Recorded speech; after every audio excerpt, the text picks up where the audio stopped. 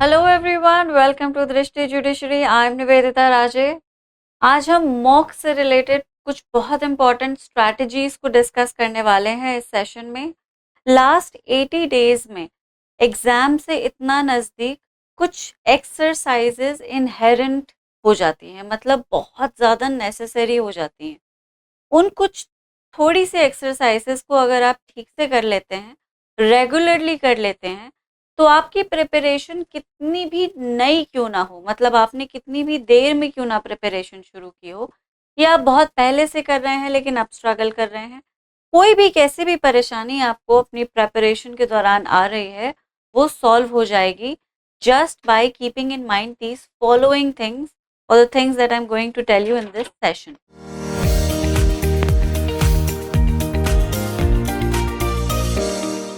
अब पहले स्ट्रैटेजीज को डिस्कस करने से पहले हम वो प्रॉब्लम्स डिस्कस कर लेते हैं जो बच्चों को आ रही होंगी इस वक्त। अभी दो कैटेगरीज के बच्चे हैं जो इस एग्जाम में हैं इन्वॉल्व। वो बच्चे जिनकी प्रिपरेशन कुछ पुरानी हो गई है, राइट, जिन्होंने पहले से प्रिपरेशन शुरू करी थी। वो बच्चे जो अपने बोर्ड्स के बाद ही प्रिपरेशन शुरू कर पाए, या फिर उन्होंने अगस्त के आसपास अपनी प्रिपरेशन को शुरू किया है। अब ये जो बच्चे हैं, they are quite far down the lane. ये काफ़ी सारे मॉक्स अटेम्प्ट कर चुके हैं, सेक्शनल टेस्ट दे चुके हैं, काफ़ी सारे पैसेजेस दे अटेम्प्ट कर चुके हैं, सॉल्व कर चुके हैं। They are quite familiar with the pattern of the exam, और कहीं ना कहीं अपनी स्ट्रैटेजीज को भी डिवाइस कर ही चुके हैं, मोर और लेस, राइट। लेकिन इस मौके पे आकर, इस पर्टिकुलर टाइम पे आके, जो सितंबर से नवंबर तक का टाइम होता है, यहाँ पे आके ये पुराना बच्चा भी स्टक हो जाता है, एक रट में फंस जाता है, जहाँ पे वो महसूस करता है कि उसका स्कोर किसी वजह से बढ़ नहीं रहा, राइट। अब वो कम हो रहा है लेकिन बढ़ नहीं रहा, और वो कोशिश कर रहा है, बार बार डिस्कस भी करने की कोशिश कर रहा है अपने पीयर से, अपने मेंटोर से, but he still not able to figure out कि मेरा स्कोर आखिर बढ़ क्यों नहीं रहा। टुवर्ड्स द एंड ज्यादातर बच्चों की ये परेशानी होती है that they feel that they're stuck, right, and their score is stuck and is not able to move forward। वो रीजन अपने आप डिटरमाइन नहीं कर पाते, ठीक है। तो आपकी जो परेशानी है, जो टुवर्ड्स द एंड आती है, वो रट है, यू आर स्टक इन अ रट, which is something that, trust me, majority of students are facing। ये रट जो है बच्चों को थोड़ा अंडर एस्टिमेट भी कर देता है, अंडर कॉन्फिडेंस से वो परेशान होने लगते हैं, राइट। वो मोटिवेशन लूज करने लगते हैं, उन्हें अपने आप पर डाउट होने लगता है कि मैं इतने टाइम से प्रिपेयर कर रहा हूँ और अब बिल्कुल एंड में आके ये सब कुछ मेरे साथ हो रहा है, तो कहीं ऐसा ना हो कि मैं एग्जाम भी ना निकाल पाऊँ, पूरा साल मैंने दिया है, ऐसे पूरा साल ही मेरा रायगा चला जाए। तो देखिए, आपकी परेशानी अकेले की नहीं है, ये सब बच्चों को होती है, ठीक है। पूरे के पूरे चंक में मेजॉरिटी बच्चा इस परेशानी से डील कर रहा है। कुछ बच्चे हैं जो इस परेशानी से अपने आप को बाहर निकाल चुके हैं, वही बच्चे रैंकर्स बन जाते हैं। आप भी निकल जाइए और आप भी रैंकर बन सकते हैं, ठीक है। तो आप ये ना सोचें that it is an unusual problem that you only are facing. it is being faced by every single student, not every but majority of the students preparing for CLAT 25, ठीक है, चाहे भले ही वो 2 साल से प्रिपेयर कर रहे हैं। अब आता है ये नया बच्चा, इस नए बच्चे ने प्रिपरेशन कुछ अभी ही शुरू करी है। इनको बहुत कम टाइम में, they don't have much time, so they need to prepare maximum in minimum time. और इस मैक्सिमम मतलब इस मिनिमम टाइम में, इस थोड़े से टाइम में इनको सब करना है। इन्हें सिलेबस से, पैटर्न से भी फेमिलियर होना है, ठीक है। इन्हें अपनी प्रैक्टिस को भी किस तरह से शुरू करना है, they are still trying to figure this out. और इन्हें पूरा सिलेबस पढ़ना भी है, कंसेप्चुअल अंडरस्टैंडिंग भी चाहिए।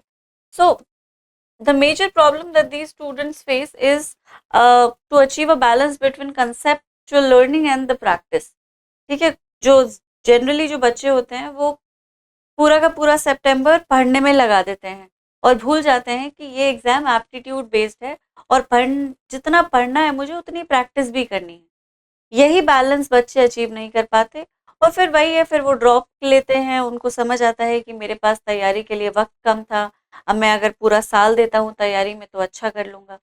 इनको मेहनत ज़्यादा करनी पड़ती है, most of the students that I meet, or that are talking to me at this time, are the ones who are devoting too much time towards their studies. 10-10 12-12 घंटे वो पढ़ रहे हैं और पढ़े ही जा रहे हैं, प्रैक्टिस ही किए जा रहे हैं। इसकी वजह से एग्जॉशन भी हो जाता है, दिमाग it comes to a standstill, you are not able to focus any more. तो ये सारी परेशानियां भी होती हैं। अब दोनों ये बच्चे जो है वो लगभग एक ही नाव में सवार हैं। ये जो है इनको बहुत ज़्यादा करना पड़ रहा है और ये बहुत ज़्यादा करने के बाद भी रिजल्ट अचीव नहीं कर पा रहे। तो मोर और लेस सिचुएशन एक ही है और इस सिचुएशन से बाहर निकलने का तरीका भी एक है। चाहे आप पुराने स्टूडेंट हैं, चाहे आप नए स्टूडेंट हैं, आप अपनी प्रैक्टिस के बैलेंस को अगर अचीव कर लेते हैं, मॉक्स को कितना देना है, कैसे देना है, मॉक करने के बाद क्या करना है, ठीक है, इस चीज को अगर आप समझ जाते हैं तो आपने कितनी भी देर में प्रिपरेशन शुरू की, आपका स्कोर कितने ही टाइम से क्यों ना अटक गया हो, आप फिर भी अच्छे कॉलेज को निकाल लेंगे। ठीक है, क्योंकि इन बच्चों के पास टाइम कम है, तो अब of course they can not be put in the same equation as the ones preparing for a year और a year and a half.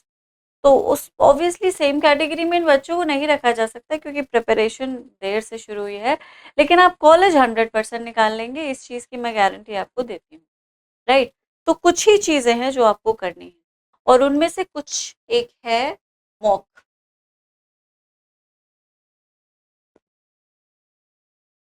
Mock analysis. अब ये जो प्रॉब्लम जो आती है बच्चों को, वो आती है कि कितने मॉक्स करने हैं, शुरू कब करने हैं, स्पेशली वो बच्चे जो प्रिपरेशन अभी अभी शुरू कर रहे हैं। ठीक है, तो देखिए मॉक शुरू करने का कोई सही गलत पीरियड नहीं होता।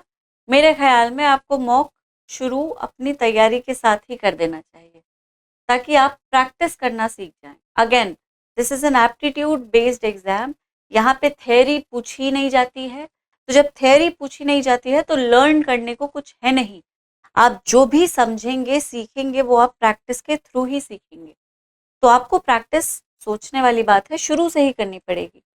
तो आप पुराने बच्चे हैं या नए बच्चे हैं, इस वक्त आपको अपना major focus, primary focus practice पे रखना है।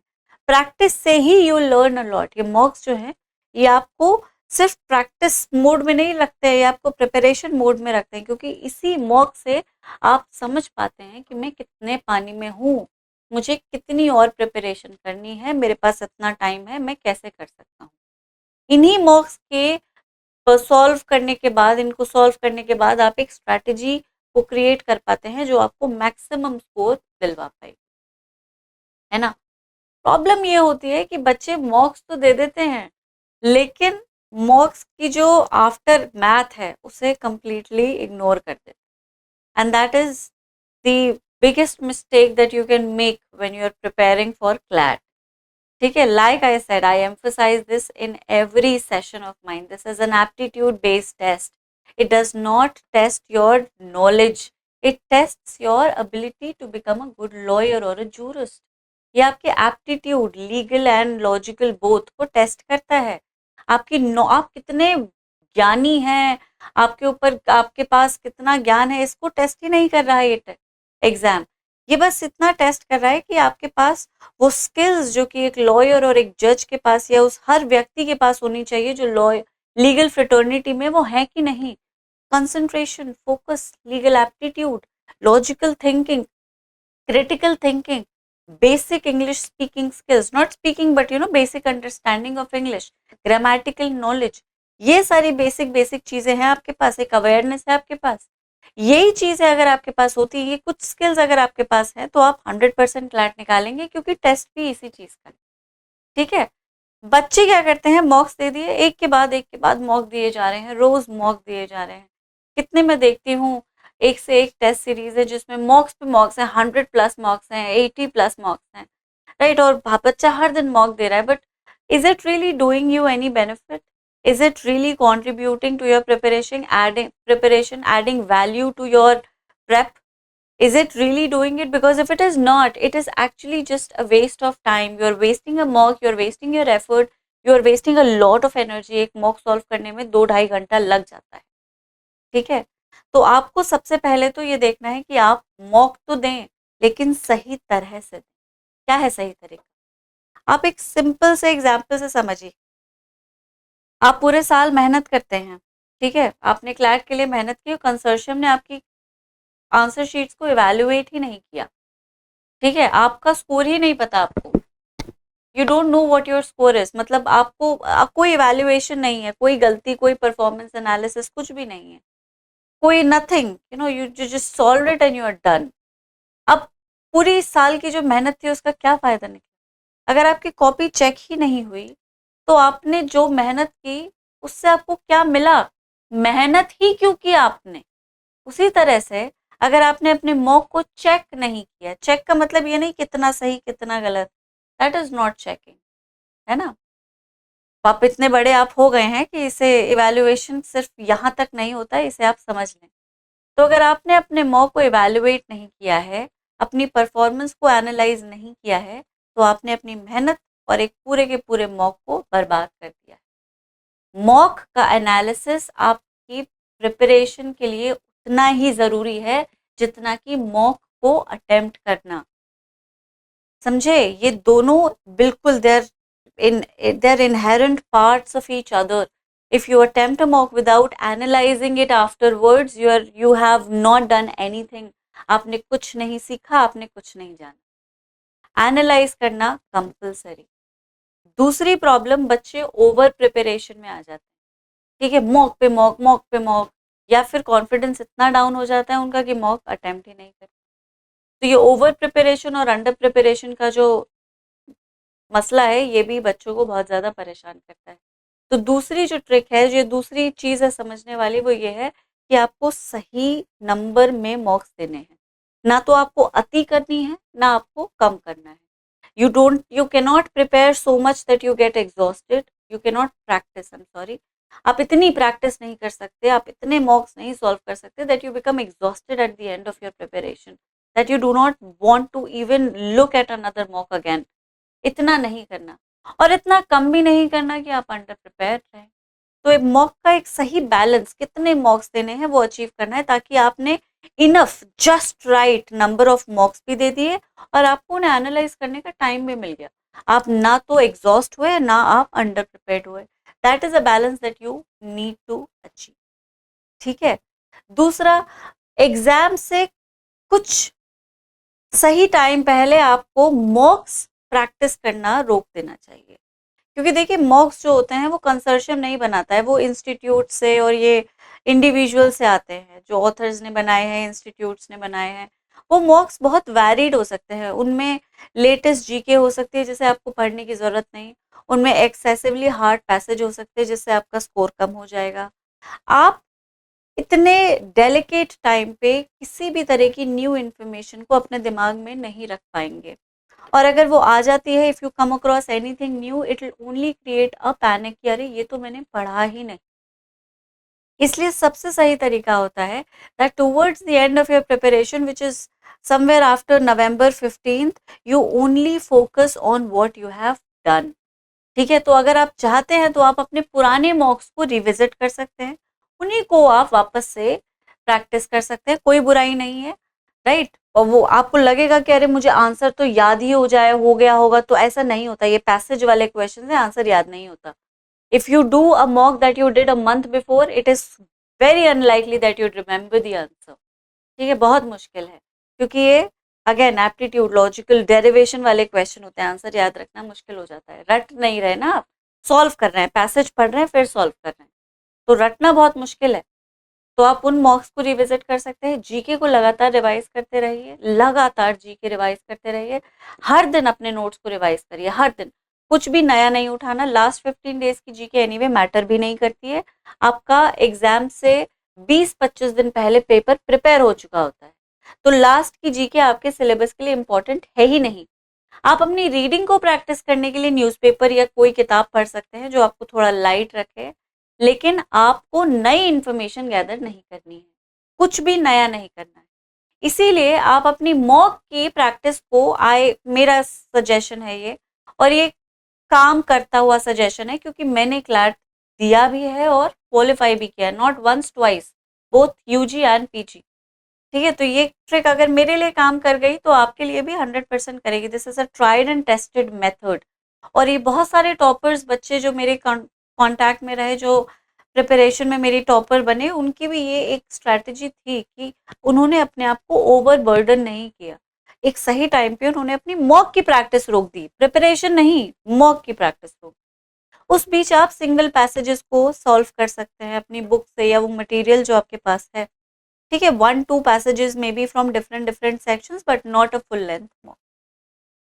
आप टूवर्ड्स, मतलब अगर आप फिर भी करना चाहते हैं तो I would suggest that just do 1 or 2 mock a week, इससे ज्यादा नहीं, ताकि वो आपका जो मॉक देने का जो प्रैक्टिस है वो ना टूटे।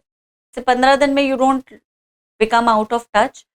तो इफ यू आर स्कैर्ड कि मैं आउट ऑफ टच हो जाऊंगा अगर मैंने 15 दिन मॉक ही नहीं सॉल्व किया, तो आप इन टच रहें, लेकिन इन टच रहने के लिए जरूरी नहीं कि आप मॉक पे मॉक लगातार दिए जा रहे हैं। 1 to 2 mocks a week, that's it, इससे ज्यादा नहीं। ठीक है, अब मॉक के एनालिसिस पे आ जाते हैं कि हमें ये एनालिसिस करना कैसे है। I am going to give you few tips.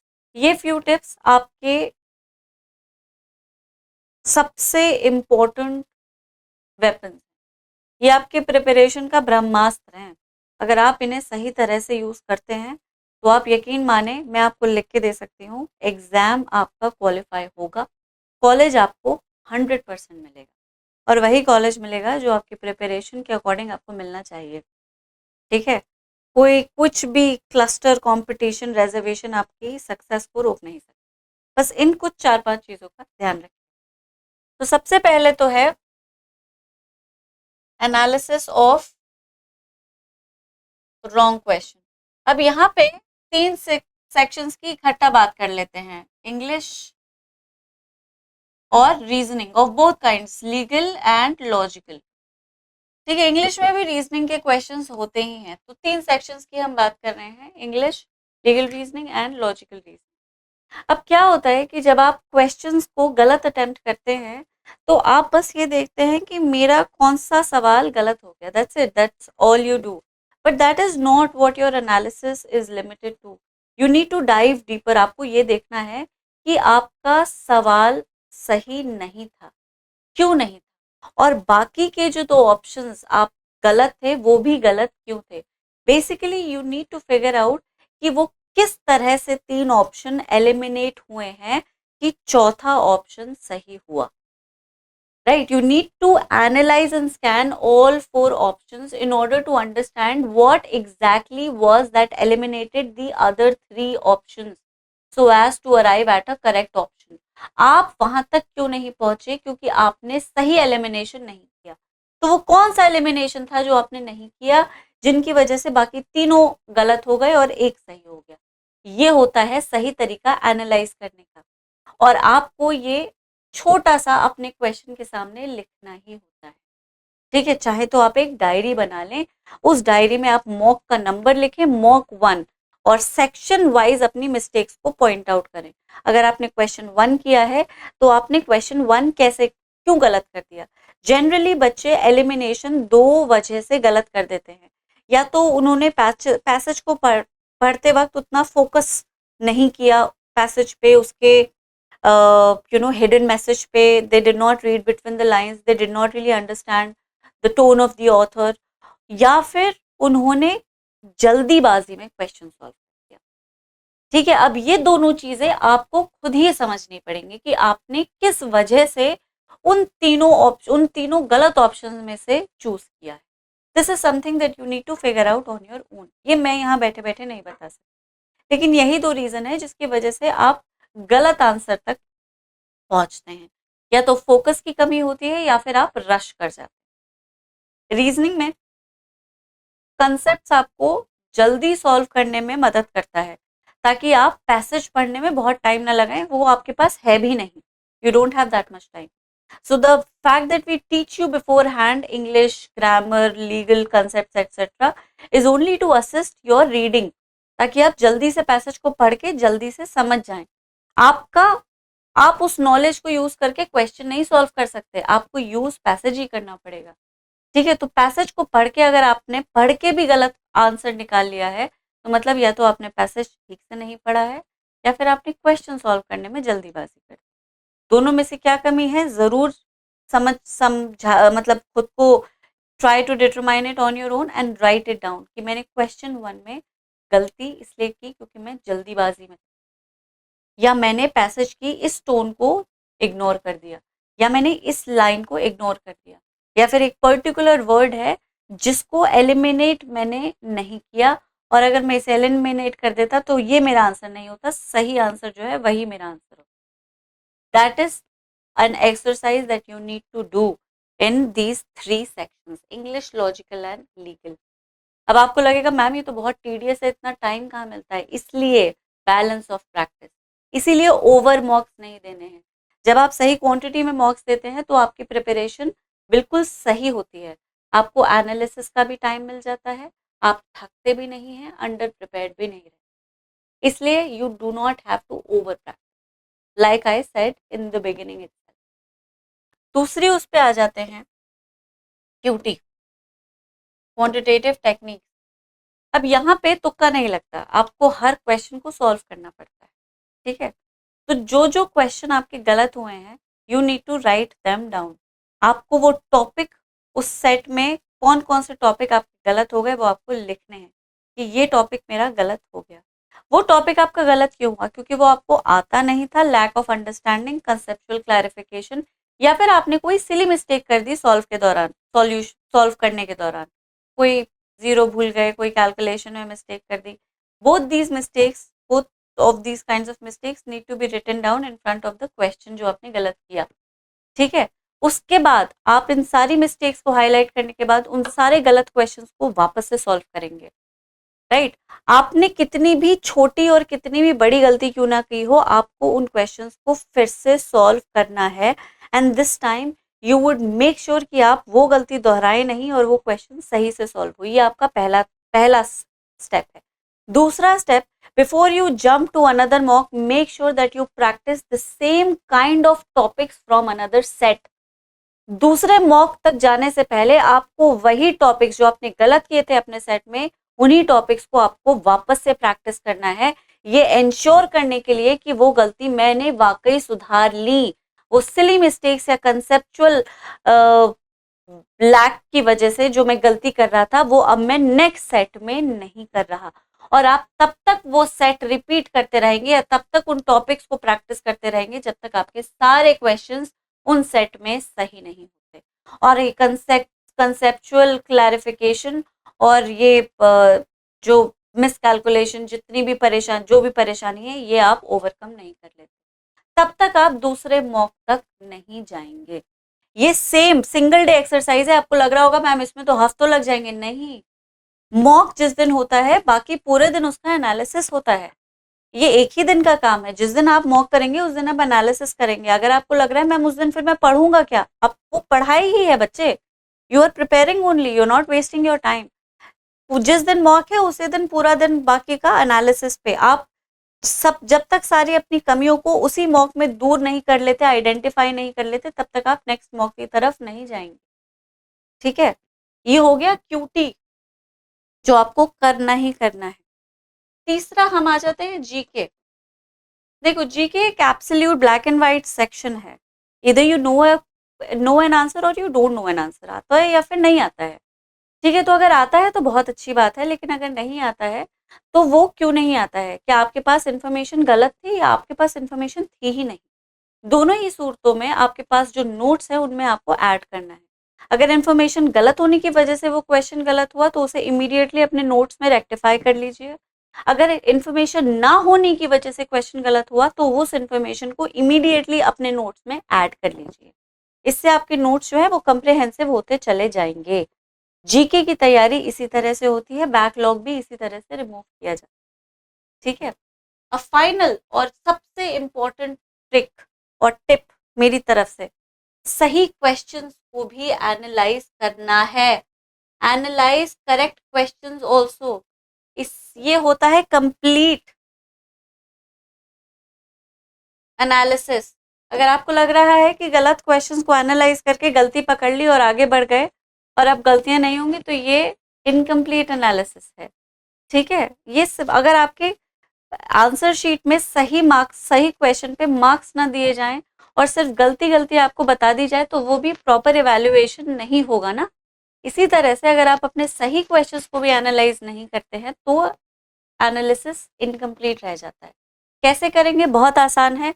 आपका सवाल का जो जवाब था वो आपको वाकई आता था या आपने तुक्के से निकाला? 20-30% क्वेश्चन में आप तुक्का मारते हैं, मुझे पता है, सबको सब मारते हैं, एवरी इवन टॉपर्स। ठीक है, तो वो जो सवाल था वो तुक्के से सही हुआ या आपका लाइन ऑफ थॉट एग्जामिनर के लाइन ऑफ थॉट से अलाइन कर गया? You actually knew how to solve that question, you actually knew how to arrive at that answer. आपकी जो रीजनिंग थी वो बिल्कुल सही थी। अगर ये बात है तो एनालिसिस मत करिए, आपने सही अटेम्प्ट किया, उसे कंटिन्यू करिए, लिख लीजिए। और अगर आपने तुक्के से वो क्वेश्चन सही किया है, आपको पता है, इतनी ऑनेस्टी आपको एक अपने साथ रखनी पड़ेगी। ये कंपेटिटिव एग्जाम है और यहाँ पे पूरा का पूरा खेल ईमानदारी का है। अगर अपनी प्रिपरेशन में आप ईमानदारी ले आते हैं तो आप 100% क्वालिफाई कर जाएंगे। ठीक है, कम से कम गलतियों को तो समझ ही जाएंगे, किसी वजह से नहीं भी कर पाए तो नेक्स्ट टाइम कर जाएंगे, लेकिन ईमानदारी से खुद को रियली इवेल्युएट करना है। तो तुक्का अगर था तो वो तुक्का आप वापस से सॉल्व करेंगे उस क्वेश्चन को, उस रीजनिंग के साथ, जिस रीजनिंग के साथ आपको उसे पहले सॉल्व करना चाहिए था, उसे आप सॉल्व करेंगे। अपने सारे तुक्के के क्वेश्चंस को you need to solve again. These are the must do exercise before coming to another mock. ठीक है, ये कुछ 4 एक्सरसाइजेस हैं which you need to do after each mock and your preparation will become so comprehensive and good that you'll feel very confident at the end of the day. You'll feel कि आपने वाकई कुछ बहुत productive किया है और आपकी तैयारी में कुछ बहुत ही कमाल की वैल्यू ऐड।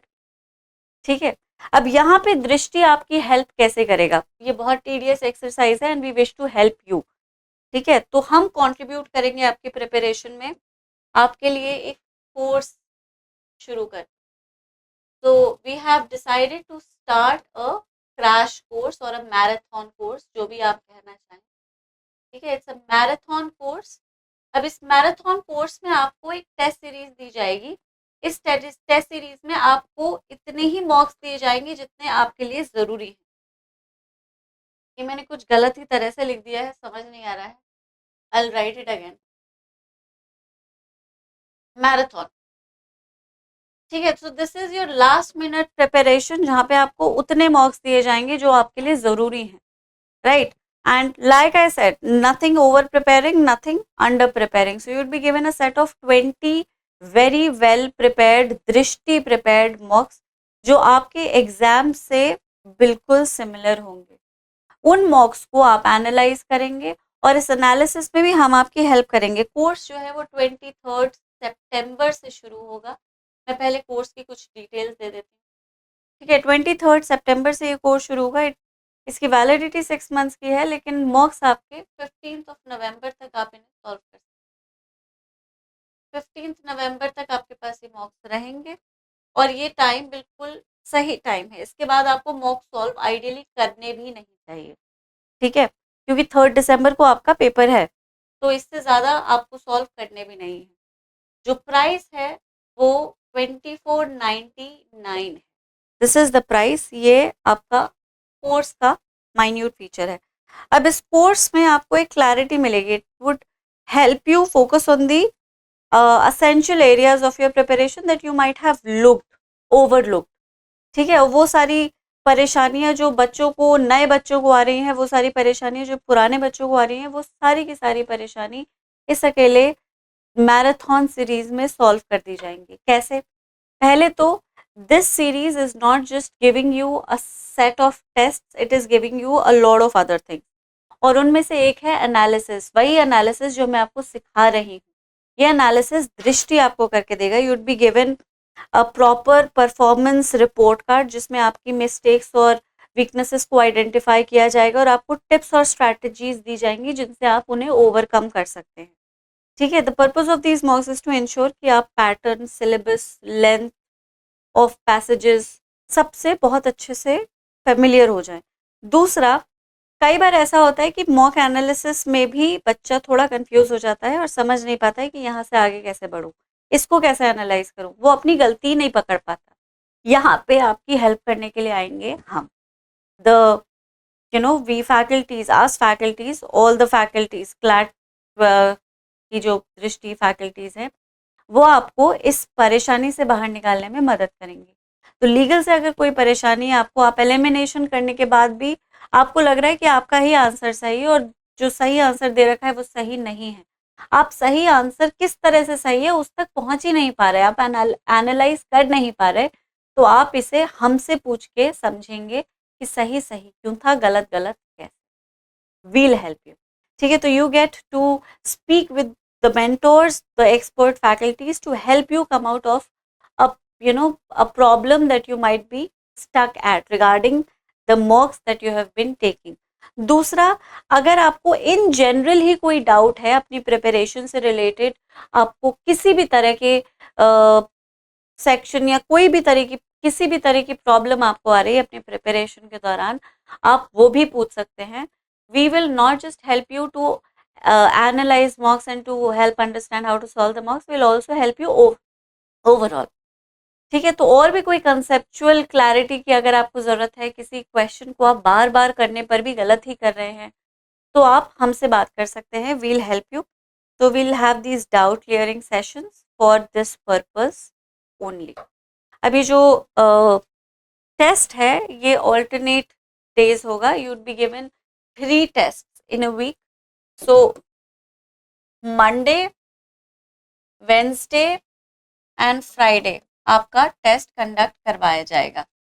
अब ये टेस्ट जो है वो 2 मोड्स में अवेलेबल है, या तो आप इसे ऑफलाइन दे सकते हैं, offline will help you ensure that you are giving it in a proper exam simulation pattern, जिससे आप एक्चुअली एग्जाम के मोड में रहें। वो बहुत ही मिलता जुलता है, सब बच्चे साथ में बैठ के देते हैं, तो एक एक्चुअल एग्जाम की फीलिंग आती है, वो बेटर रहता है तरीका। तो उस तरह से अगर आप देना चाहें तो आप दे सकते हैं। हमारे मुखर्जी नगर और करोल बाग के सेंटर्स पर आपको ये फैसिलिटी प्रोवाइड करवाई जाएगी।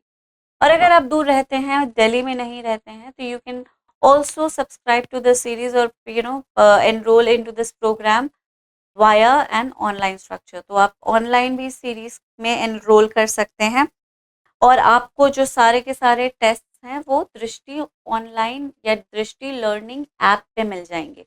दृष्टि लर्निंग ऐप पे ही आपकी आंसर की भी डाउनलोड होगी for both offline and online students. ठीक है, तो कोई भी आपका जो भी परेशानी है वो आपको ऐप पे ही बता दिया जाएगा। डाउट क्लियरिंग सेशंस हम किस तरह से कंडक्ट करते हैं, that will be revealed to you later on when you enrol into the programme. दूसरी, अगर आपको किसी भी तरह की परेशानी है जो टेक्निकल है या फिर आपके ऐप से रिलेटेड आ रही है या ऑनलाइन कोई भी आपको परेशानी हो रही है, तो we have an entire team dedicated to this purpose. You have a 24/7 help available at your disposal. आपको बस इस नंबर पे कॉल करना है, 8010599000। Did I do something wrong? 1 2 3 4 5 6 7 8 9 10, हाँ यही नंबर है।